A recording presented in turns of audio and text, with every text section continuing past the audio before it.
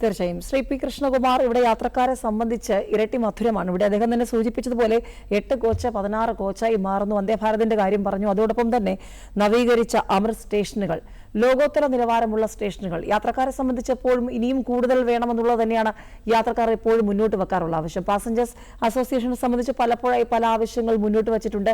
ഈ അമൃത് സ്റ്റേഷനുകളുടെ നവീകരണമൊക്കെ വലിയ ആവേശത്തോടെ രാജ്യവും കേരളവും ഉറ്റുനോക്കുമ്പോൾ ആമുഖമായി പറയാനുള്ളത് എന്താണ്? ഏത് തരത്തിലുള്ള ഒരു യാത്രാനുഭവമായിരിക്കും നമുക്കിനി ലഭിക്കാൻ പോവുക എന്നുള്ളത് ആദ്യ റിപ്പോർട്ടിൽ നിന്ന് തന്നെ വ്യക്തമായി. എന്താണ് പ്രതീക്ഷിക്കുന്നത്?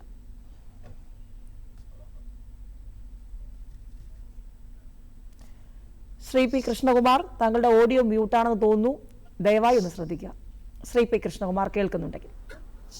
തീർച്ചയായിട്ടും നമ്മുടെ ഇന്ത്യൻ റെയിൽവേ നമ്മുടെ രാജ്യത്തിൻ്റെ സാമ്പത്തിക വളർച്ചയിലും അതുപോലെ ഗതാഗത മാർഗം, അത് ചരക്ക് ഗതാഗതത്തിൻ്റെ മേഖലയിലായാലും യാത്രക്കാരുടെ ഗതാഗതത്തിൻ്റെ മേഖലയിലായാലും ഒക്കെ ഒരു വലിയ പങ്ക് വഹിക്കുന്നു. പ്രത്യേകിച്ചും ഇന്നത്തെ ഈ കാലാവസ്ഥാ വ്യതിയാനം അങ്ങനെയുള്ള പ്രശ്നങ്ങൾ ഒക്കെ വരുമ്പോൾ കാർബൺ എമിഷനൊക്കെ നമുക്ക് കുറയ്ക്കേണ്ടതുണ്ട്. അപ്പോൾ അക്കാര്യങ്ങളിലൊക്കെ തന്നെ വളരെ ഏറ്റവും നമുക്ക് അഭികാമ്യമായിട്ടുള്ള ഒരു ഗതാഗത മാർഗം തന്നെയാണ് റെയിൽവേ.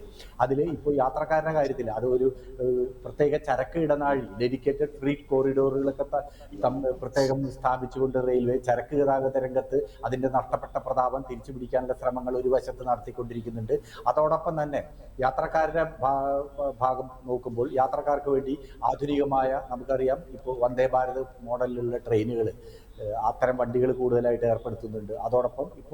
അതോടൊപ്പം തന്നെ സ്റ്റേഷനുകൾ, യാത്രക്കാർ തീവണ്ടികൾ കയറുകയും ഇറങ്ങുകയും ചെയ്യുന്ന സ്റ്റേഷനുകളിലുള്ള അവർക്കുള്ള അനുഭവം, ആ ഒരു അനുഭവം കൂടി കൂടുതൽ മികവുറ്റതാക്കുന്നതിന് വേണ്ടിയിട്ടാണ് ഇപ്പോൾ ഈ അമൃത് ഭാരത് സ്റ്റേഷനും അതുപോലെ തന്നെ ഇപ്പോൾ എറണാകുളം, തിരുവനന്തപുരം, കൊല്ലം പോലുള്ള സ്റ്റേഷനുകൾ വലിയ കൂടുതൽ ആധുനിക സൗകര്യങ്ങളോടുകൂടി വളരെ ഗംഭീരമായ അടിസ്ഥാന സൗകര്യങ്ങളായിട്ട് വികസിപ്പിച്ചുകൊണ്ടിരിക്കുന്നത്. അപ്പോൾ ഇതിന് ചില ആളുകൾ അഭിപ്രായപ്പെടുന്നുണ്ട്, നമുക്ക് ആദ്യം വണ്ടികളുടെ കാര്യം മുഴുവൻ ശരിയാക്കിയിട്ട് പോരെ സ്റ്റേഷന് വേണ്ടി പണം മുടക്കുന്നത്.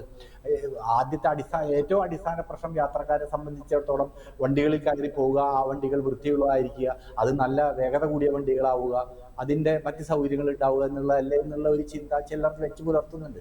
പക്ഷെ അതോടൊപ്പം തന്നെ ഈ യാത്രാനുഭവം അവർ കയറുകയും ഇറങ്ങുകയും ചെയ്യുന്ന സ്റ്റേഷനുകളിലെ അത് രണ്ടും ഒരുമിച്ച് പോകേണ്ടതാണ് എന്നാണ് എനിക്ക് തോന്നുന്നത്.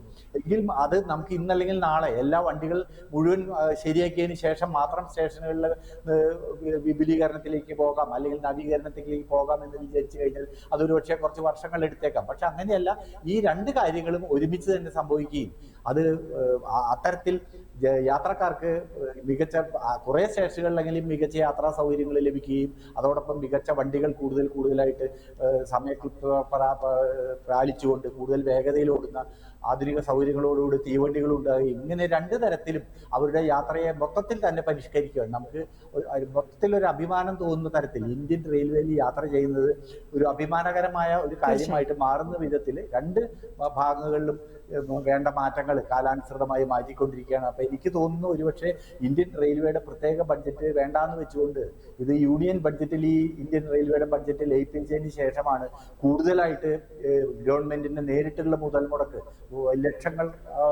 ലക്ഷക്കണക്കിന് കോടി രൂപ പ്രത്യേകം ഗവൺമെന്റ് സാങ്ഷൻ ചെയ്തുകൊണ്ട് ഇതിലേക്ക് ഇത്തരം അടിസ്ഥാന സൗകര്യങ്ങൾ വികസിപ്പിക്കുന്നതിന് വേണ്ടതായ ഒരു പ്രത്യേക ഊന്നൽ ഇപ്പോൾ നൽകുന്നതായിട്ട് കാണുന്നുണ്ട്. അത് തീർച്ചയായിട്ടും സ്വാഗതാർഹമാണ്. യാത്രക്കാർ അതിനെ എല്ലാ തുറന്ന മനസ്സോടുകൂടി തന്നെ സ്വാഗതം ചെയ്യുന്നു.